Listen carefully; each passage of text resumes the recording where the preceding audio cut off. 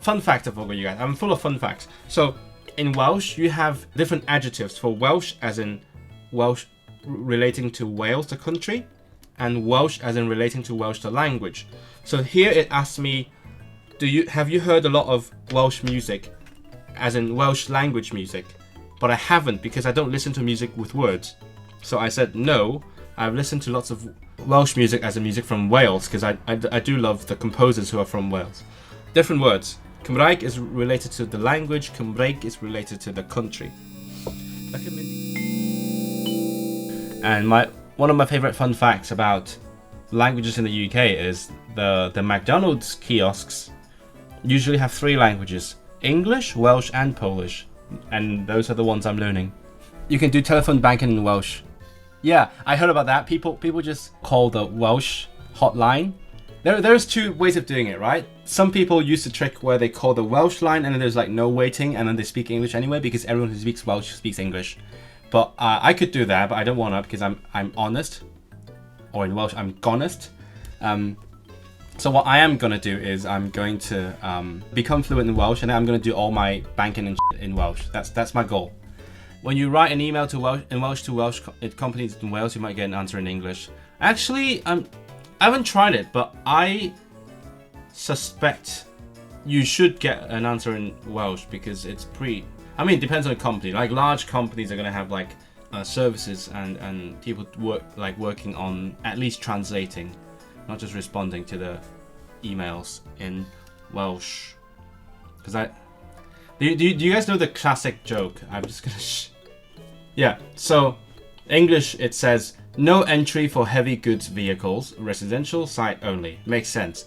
And then the Welsh says, nid wyf yn y swyddfa ar hyn o bryd, anfonwch unrhyw waith i'w gyfieithu, which means I am not in the office at the moment. Send any work to translate. So it's an out of office message, and it's a freaking classic. It's a classic. Basically, there are translators in all the companies, at least large companies and governmental departments, working on translating everything into Welsh. Because to be fair, like, let's accept it, most of them are written in English first, and there's someone who translates it. And then when I was in Cardiff for a music festival, I talked to a guy who worked for the festival. So he was mainly like doing admin stuff, but he said he also does the translations for like the program notes, any like information about the events and everything. So yeah, I mean, it's not a public service by any means. It's not a government thing. It's just an organization with subsidies, I assume. But they had someone to translate everything. So I think it's pretty commonplace. I can't confirm because I don't live there, I don't work there, but that's my impression. I thought maybe someday I could become a translator there as well, because I mean there is definitely demand. Whether there's supply, it's a different thing, but like because of the way things work in the country, there is demand for English to Welsh translators. Just like back in the day when I was translating concert programs from Chinese into English in Hong Kong, because they want to make it bilingual. And that's ironic because the person writing those concert programs were writing in Chinese and they had me translate into English, whereas in Wales they write in English and translate into Welsh. I should mention, I recently switched my entire operating system to Welsh just because I realized I could. That's a great thing about open source, because I run Linux on my desktop computer, and then there is granted it's incomplete. It's an incomplete translation, but there is a Welsh version of the system, and I'm using it right now. On top of already using Firefox and Thunderbird in Welsh. Yeah, whatever I can. I don't know if you knew that when you put the penguin emoji in there, or when you talk about penguins, but penguin is from Welsh, because penguin is literally white head. The head is white. So there you go. Isn't the Hobbit language similar to Welsh? Yes, Mama, you are very clever. That's what it is. Tolkien made, Elvish, but then within Elvish there's like different registers or variants of the macro language, and they are based on his two favorite languages, which are Welsh and Finnish. And if I remember correctly, I might be wrong, but if I remember correctly, Sindarin, which is the lower register of Elvish, is based on Welsh, and then Quenya, which is like the Latin of Elvish, is based on Finnish. Which is interesting because historically these two languages were not viewed very highly. Like they were the ones being oppressed. Like Finnish obviously ruled by the Swedes, and the Welsh were ruled by the English. Speaking of which, another Welsh fun fact for you guys, especially for you, Phoebe. There is a peak, I think, in Eryri, or as we say in English, Snowdonia, called Cnicht. Cnicht. And that's actually the old English word knight, like as in like swords and everything, before English freaking dropped the K and dropped the H and became just knight. So Cnicht was the OG knight. There's your fun fact. So there's a mountain, there's a peak called that name, Cnicht, in Wales. I would love to check it out just because it's got a cool name. Did you know that glass in Glasgow is from like Brythonic languages? It means like blue or green. It's a classic language thing where blue and light green are like interchangeable. So glass nowadays in Celtic languages it means blue, but back then it meant green. So Glasgow is actually a Brythonic name, not a Gaelic name, and it means like blue, a green hole. I find it very interesting that Welsh has very different names for proper nouns, like actual names of things and people. Like they have their own name for Santa Claus. They have their own name for Westminster, where the British government is located. And I'm very curious why that's the case. Because you'd think things have one name, right? But I guess it's like names of towns and cities. They have also their own version. When you see it, you're not going to be surprised, but other people are going to be surprised. I've been trying to translate Hong Kong place names into Welsh just for the lols. And this has been a great help. Like, just to figure out what the heck the place is like. What kinds of things show up in Welsh place names, because Welsh place names, if you guys didn't know, Welsh place names are like quite literal. They have a lot of like geographical elements in them. Like, this is a hill, this is a headland next to the sea, or this is a rock, which happens to be what we do in Hong Kong. That's why I wanted to do that. And then by looking through this dictionary, I sort of learned a lot of like what kinds of, for example, let's say rock. You just look up rock, and then there's like, oh, places that have like rock in it.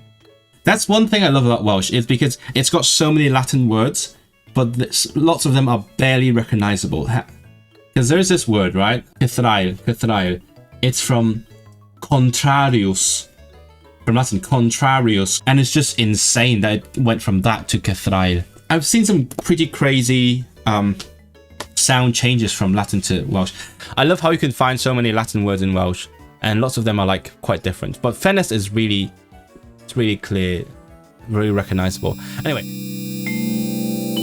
a little rant, okay? So each language has its own name for the letters in the alphabet, right? So in English we have ABC. In lots of European languages we have ABCD or ABCD, and in Welsh you have A, B, Ec, Ech, D, etc. But nowadays nobody ever uses those names. They literally call them by the sound. They say A, B, K, H. This is my pet peeve, right? I'm like, why don't you use the names for the letters? It's so weird just saying, oh, the letter is H.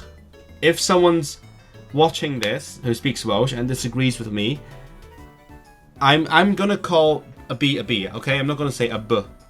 In Welsh, it's literally it's not phonetic. It's a phonemic script, as in each letter actually represents one sound. And if that one sound takes two letters, we call that one letter. That's why the CH is one letter, because it's one sound. And the LL is one letter because it's a S sound. And I find that really cool. Maybe most languages are tending towards doing it the same way as English. Not because of English, but more like because it looks like one letter. And also, I guess, in some languages it might be impractical. because there are too many sounds in those languages. Like in English, that's just not possible because lots of different sounds exist, and you can't make them one letter. Is there a historical reason for Welsh spelling being so funky? Don't know actually. Don't know. I think the main funky thing about Welsh is that the W is a vowel, right? That's the main thing. Otherwise, it's pretty self-explanatory. See, my hypothesis. I'm gonna guess again, because in Welsh, F is a V sound and double F is an F sound. So my guess is that at some point in the history of Welsh, all the F sounds became V sounds. Also, because lots of words with the FF, which is the F sound, are like more recent words. I mean, not like as recent as the last century, but like relatively recent. So like fermur, for example, ferm, which means farm. That's from English, I think, right? So that's a relatively recent one. So my guess is at some point the V sound was an F sound, so they spell it with F, but then it became a V sound, and then they imported new words that have an F sound, and so they have to make a FF to spell it, which is the same reason the W exists. Why do we have the W? Oh, okay, it's near Bangor. That's cool. Like, oh, near Carnarvon as well. Carnarvon is where like the Welshest of Welsh speakers live. That's what they say anyway. Like, that is where people actually look at you weird if you speak English. You guys know Patagonia, by the way. It's a weird thing. So it's in Argentina, right? But it was a Welsh colony, and Welsh people are pretty proud of it. It seems like there's like a connection there. I don't know, like it's because in the Anglophone world, usually when you say colony, it's usually a bad word, but then it doesn't have that connotation when you talk about this particular colony. Partly because Wales itself is like pretty colonized historically, so it's funny. Like people talk about it a lot more than you'd think. Like when you learn English, you don't talk about Singapore all the time. I think you heard there are some Welsh bilingual schools. Yes, there are. Yeah. Actually, you know, I've seen job ads where you can go and teach Welsh there. And I thought, yeah, it sounds like an actually pretty cool job. But yeah, Argentina seems cool. Iralianin in Welsh. It's fun. It's fun to hear about how people live there. It's such a weird mix of things. I mean, either way, Spanish is also a colonial language. Like, so what's the difference? Oh yeah. Also, most importantly, Patagonia gave us the new decimal system because Welsh used to use. I mean, it still uses it, but like rarely. But traditionally, Welsh has a base 20 system, and it's pretty insane and cool. But I think it's basically the Argentinians that came up with the simpler system. The simpler system happens to be the exact same system as numbers in Cantonese, so it makes a lot of sense. Like 3, 10, 1. So in Welsh nowadays, people use the base 10 system, which is the most intuitive system ever because it's the same as the Chinese system. So 49 is just 4, 10, 9. But the old system, which is the cooler one, it goes 9 and 2 20s. No, not 9 and 2 20s. It's 2 20s and 9. Native speakers don't really do that now. It's a miracle if they even use the numbers in Welsh. Oh, another fun fact again. If you watch like real native speakers speaking Welsh, you will hear some people using English numbers. Literally, you can talk about like the size of a house in Welsh, and then they suddenly go like, oh, 150 square meters or something. It's super odd. They just literally switch into English for the numbers. So I talked about the Scouse accent, and because Liverpool, long story short, Liverpool is popularly known as the capital of North Wales.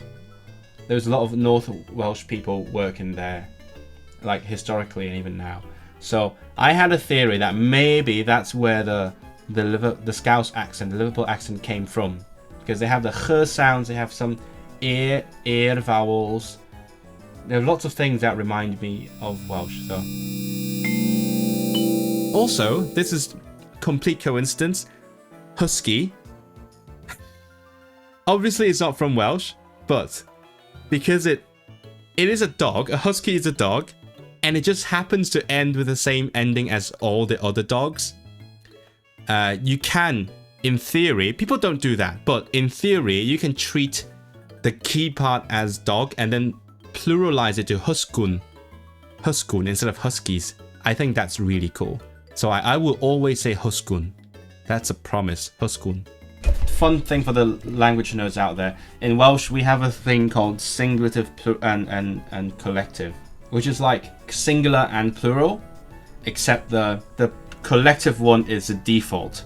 And then the singulative one is an extra ending. And interestingly, all these berries have singulative and collective instead of singular and plural. So the default is plural. And then you add n for the singular. So Kiriosen, Mavonen, Medisen, Llisen. So native Welsh speakers don't really care about the gendered occupations anymore because they're mostly English brained. But I don't know. It's not like I love gendering things. It's not like I want to enforce the binary.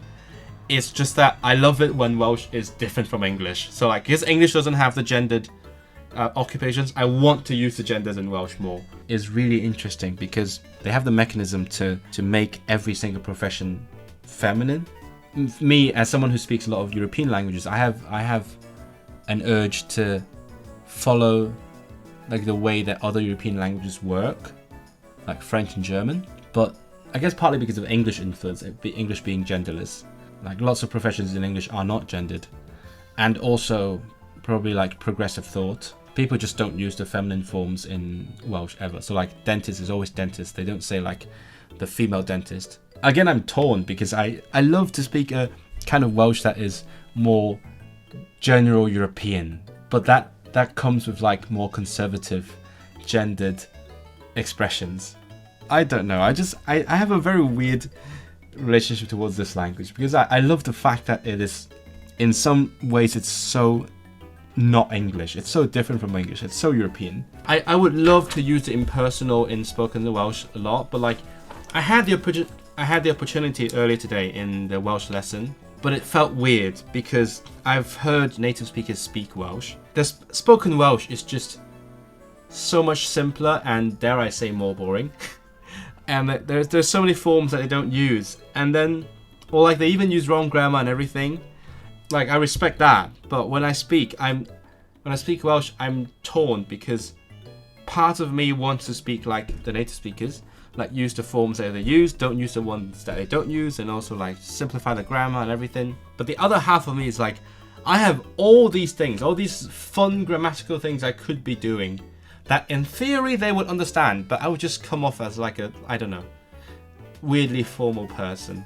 It's such a difficult dilemma, you know. I hate how the like un ending, like in profession, becomes masculine in Welsh, because in every European language it's feminine. Like Romance languages, Slavic languages, Germanic languages, whenever you have the shun ending, it's always feminine, but somehow in Welsh it's masculine. Dach chi'n canu unrhyw offeryn? I love how Welsh uses sing for instruments. Like you sing an instrument, you sing the piano, I sing the violin. Wait, this is great. Oh, Welsh is one of those languages where your toes are the fingers of your feet. I want to make a map where you can see which languages do have a separate word for toes and which languages just say fingers of your feet. Because I think that is interesting. That is fascinating. Nee, dat doesn't make sense. Bees tried finger of foot. This says tried fingers of feet. It could be fingers of one foot. But yeah, about the Welsh ones, they are fun. They're a fun combination of different sources. Because in the Slavic ones, they're also a combination, but most of them are just natural events. So about like leaves falling or whatever. But in Welsh there's more of a mix, because if you look at the list here on screen, how do I point? This list, there are a few that are clearly Latin, like Ionawr, Chwefror, Mawrth, Ebrill, Mai. Yeah, these are like the same as English. They look very different, but when you say them, they sound similar. Like even if Ebrill is weird, but they are from the same source. But then you have, Aus is also Latin. But then you have like Gorffennaf, which literally is the end of summer, which is ironic because it's July. To me, July is the start of summer. And then there's some I don't know. My month, Hydref, October. October is just literally autumn. So it's a month of autumn. And then I forgot what Tachwedd. Tachwedd is probably something to do with like harvest. And then Rhagfyr it means becoming shorter. So that's about the days. So it's interesting. I like languages with different months. I think the Roman ones are pretty boring. Just because I mean they're so common, so they're kind of like vanilla. In Russian you have these ones, and then in most of the Romance, Germanic languages you have the same ones. But then in Slavic languages you have Slavic ones, except Russian, or I don't know which ones. And then you have different ones in Celtic languages. Lithuanian has interesting ones as well, very nature inspired. I don't remember them. I think, oh yeah, a lot of Lithuanian ones have to do with birds, which I found very cute. Lots of birds flying in and flying out. Yes, I love when languages use their own names. I did some Welsh on Glossica. Fun fact, it's free on Glossica because it's a minority language. Minority languages are free on Glossica. Just this is me giving you guys that important nugget of information. Mike Campbell told me not to advertise it too much, but it is free, so that's on him. Mesten means lightning. So when I try to create associations in my brain and try to think, where have I seen this word, or where will I see this word? So mest. There is a TV show called Dale Mest. In English, it's called Rough Cut, and it's the first ever Welsh TV show on Netflix. And the Welsh name means catch the lightning. So that's how I know this word, where I know it from. But mest seems to be plural, so lightnings. So catch the lightnings. Oh, there was a mest. There was a lightning again. That was really cool.